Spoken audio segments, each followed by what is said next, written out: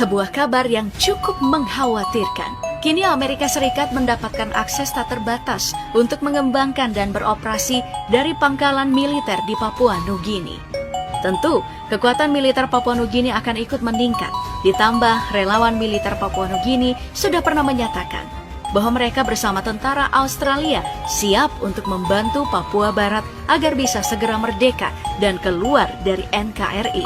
Bisa bayangin kan, kalau kekuatan ini tergabung? Tapi sejauh mana sih kekuatan militer Papua Nugini? Mari kita lihat sama-sama. Tahu nggak, kalau negara yang berbatasan langsung dengan kita di Indonesia ini, di peta emang udah masuk kawasan Asia. Tapi secara administratif ternyata mereka bukan Asia loh. Papua Nugini merupakan bagian dari negara kepulauan di Oseania, yaitu wilayah geografis yang mencakup Australasia, Melanesia, Mikronesia, dan Polinesia.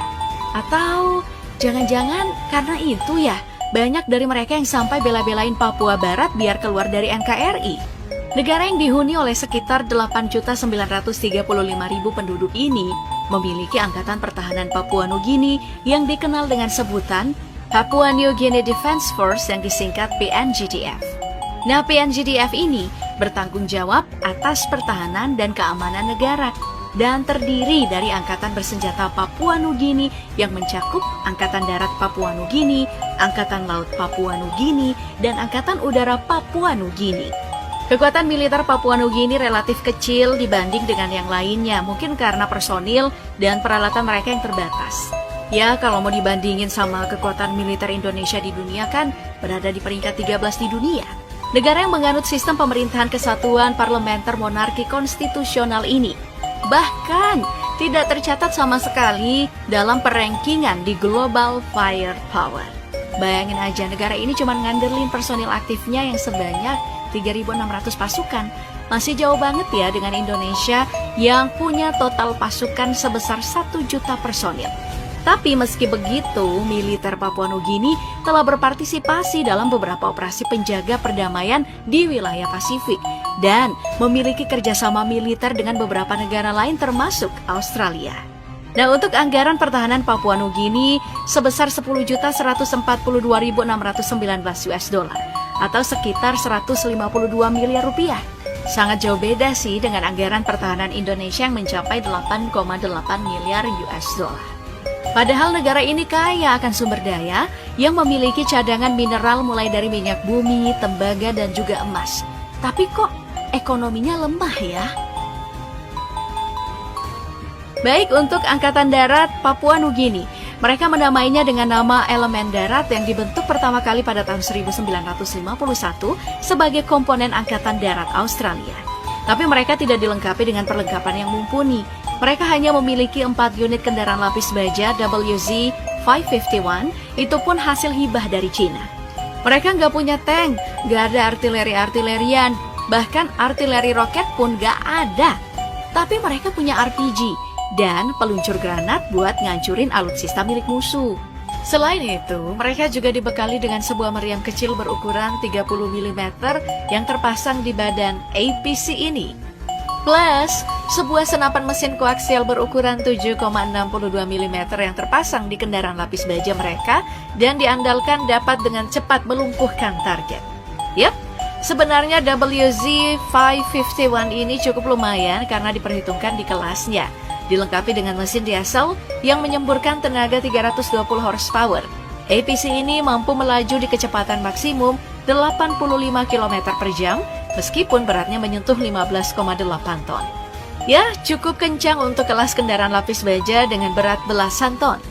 WZ-551 juga mampu menempuh jarak sejauh 800 km, sehingga cukup diandalkan untuk menelusuri wilayah teritorial mereka yang sebesar 462.000 km persegi.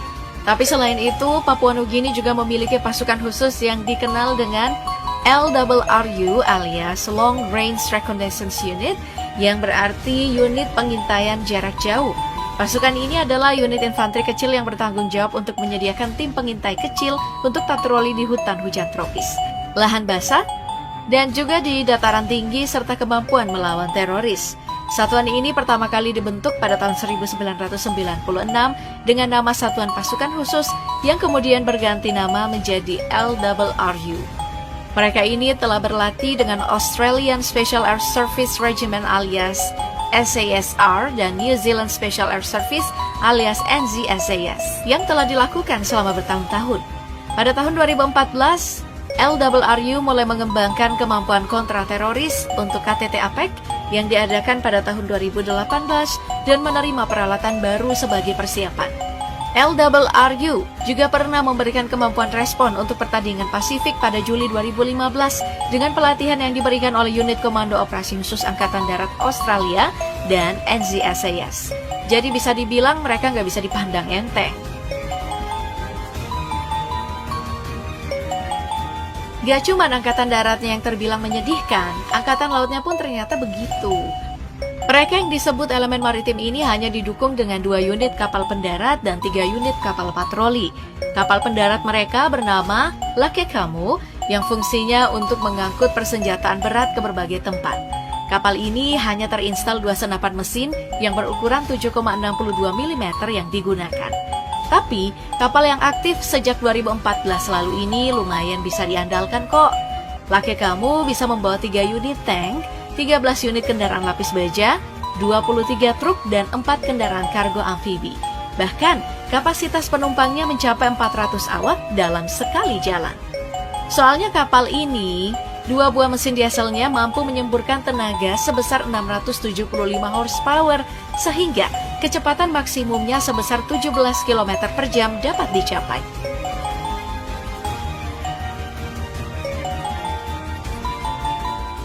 Oke, sekarang mari kita melihat angkatan udaranya yang dikenal dengan nama Elemen Operasi Udara.